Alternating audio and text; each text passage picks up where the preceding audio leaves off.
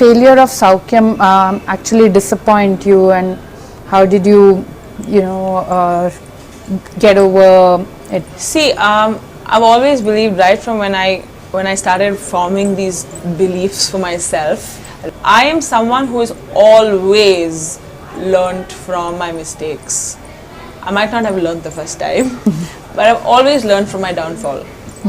Like unconsciously, like subconsciously, whatever. But not, it was never a conscious, I would never learn consciously. So when it's a success, I'm the last person to have learned from it. And at this stage in my life, a success or a failure, especially for my film, at the end of the day, it's not just me, right? It's everyone else's effort put together, and we're all coming out.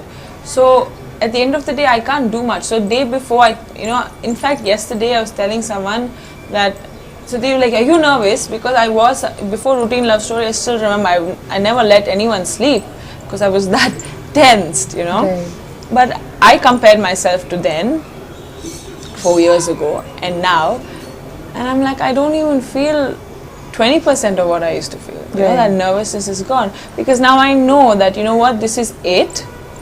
You don't have to worry yourself. There's no point in worrying yourself. You're just going to make yourself look worse the next day, probably. That's all you're going to do. And failures, I think, are very important in everyone else's lives. In everyone's lives, you need to fail to stand up. Otherwise, you'll never know what it is like to stand up. And you'll never know your true ability. So I also tell people, you can't always be happy all the time. You need to be sad to actually know the importance of happiness. True. Right? So I think that's how I look at it. And it's fine. At the end of the day, we all fail, man. It's all. I'm not the first one in my industry or in my race who has failed. Everyone has, but it only depends on how you take it. That's the most important thing. It's not the failure. It's about how you take it in and what it does to you. And on that day of Saukyam, when Saukyam had released, I was not well. I was not well for quite a while. Like when I was doing promotions and everything, I was really sick.